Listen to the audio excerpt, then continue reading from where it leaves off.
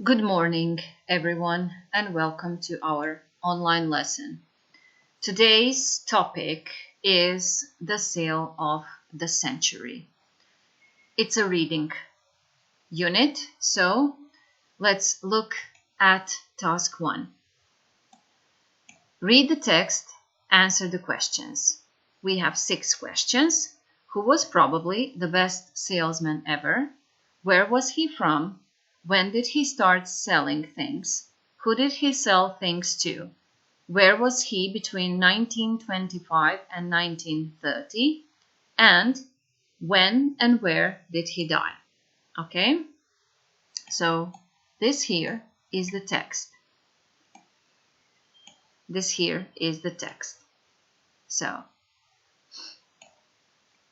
I will read for you.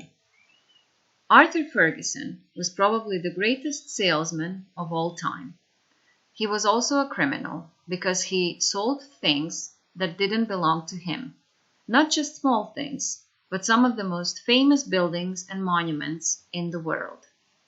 He was born in Scotland, but he began his career as a con man in London in the 1920s. One sunny day, he was sitting in Trafalgar Square when he noticed an American tourist admiring Nelson's column. That's Admiral Nelson up there, said Ferguson casually, and he pointed to the statue on top of the column. He won the Battle of Trafalgar. That's why this is called Trafalgar Square. Is that so? Said the American. This is a fine square that you have here. Can I show you around? Offered Ferguson. The visitor gladly accepted, so Ferguson told him all about Nelson, the column, the square, the lions. He also asked the American a lot of questions and found out that the tourist was extremely rich.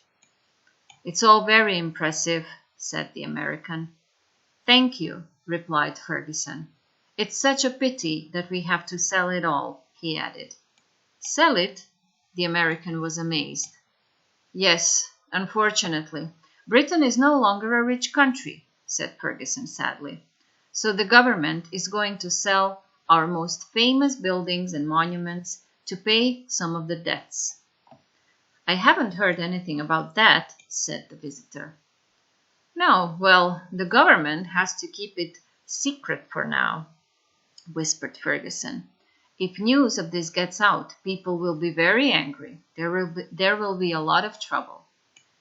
Why, yes, I can understand that, said the American. But how do you know about it? Ferguson moved closer. As it happens, he said quietly, I'm the person who has to find a buyer. That's why I'm here. I'm looking for people who might be interested in buying it. Well, I'm interested, said the American. Could you tell me how much does your government want for the square? About £5,000, said Ferguson. That was a lot of money in those days. We already have 3 possible buyers. Do you think you could put in a word for me with your government? Said the American. In fact, I'll gladly pay £6,000. 6,000, said Ferguson, and he thought for a while. Then he said, just a moment. I'll go and phone my boss. When he returned, he congratulated the American. His offer was accepted. But we must complete the deal immediately, he added, because other buyers might offer more if we wait. That's not a problem, said the visitor, and he wrote a check for £6,000. Ferguson gave him a receipt and the address of a shipping company that would send the square to the United States for him. Then they said goodbye, and Ferguson went straight to a bank to cash the check. The people at the shipping company, of course, were very surprised when the American phoned them. The police were called in. But by then, Ferguson and the £6,000 were gone. That summer, Arthur Ferguson made a lot of money from rich American visitors. He sold Big Ben for £1,000 and another tourist put down a deposit of £2,000 on Buckingham Palace. In 1925, Ferguson decided to try his luck on the other side of the Atlantic. He traveled to the United States and started selling some of the famous monuments there, including the White House in Washington, D.C. He was soon very rich, but before he retired, he decided to have one last big sale. His victim for the sale of the century was an Australian from Sydney. Ferguson persuaded him that the city of New York wanted to sell the Statue of Liberty. "They're going to make the harbor wider," he explained, "because modern ships are much bigger now. Unfortunately, Liberty Island, with its famous statue, is in the way." "But the people of New York will be very angry about that one day," said the Australian. "Yes, they will," said Ferguson. "That's why you mustn't tell anyone about it." They agreed a price of $100,000. However, the Australian needed a few days to get the money. In that time, Ferguson never left his victim, in case he told someone else about the deal. One day, while they were visiting the statue, the Australian suddenly stopped another visitor and said, "Excuse me, would you mind taking our photograph in front of the statue?" "Of course," said the other visitor, taking the camera. Ferguson couldn't refuse, so he stood arm in arm with his victim for the photograph. And that was a big mistake. Before the money arrived, the Australian started to become suspicious about the deal, and he went to the police with the photograph. They knew all about the super salesman's activities, and the photograph matched the descriptions from his other victims. The Australian led the police straight to Ferguson. He was arrested and sent to prison for 5 years. Ferguson was released in 1930, but he didn't change his ways. He moved to Los Angeles, where he became very rich again, with more of his tricks. He lived there in luxury till he died in 1938.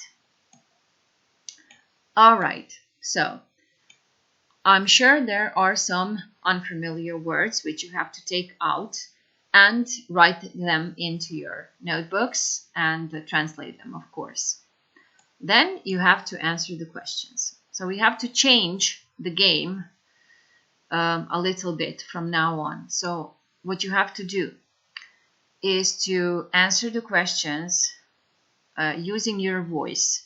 Record your answers and send them as a reply.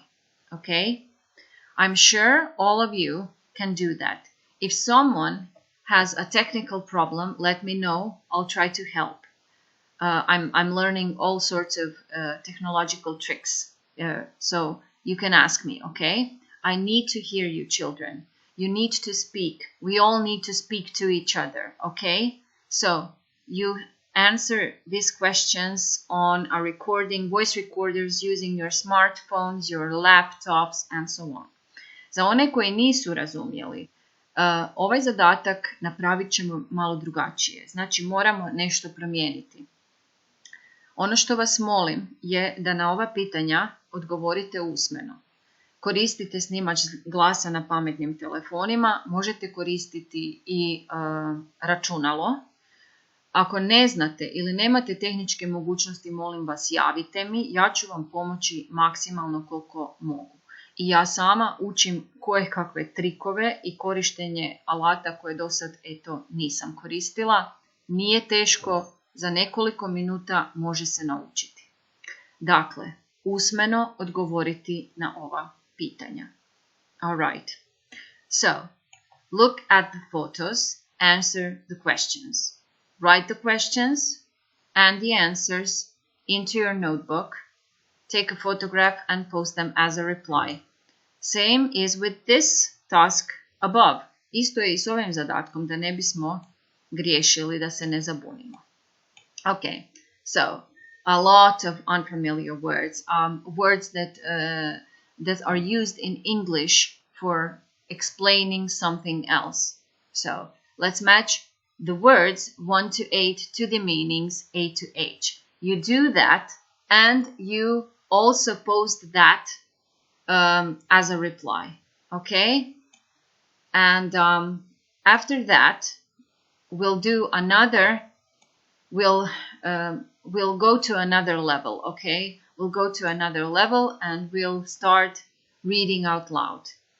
I hope that maybe in future, because this will probably last for a while, in future maybe there will be the possibility for us to see each other and to have a real-time class using a little camera and a voice recorder in Microsoft Teams. In the meanwhile, you do this task, please, and that's it. That's it for now. Okay, children, until next time, greetings and goodbye.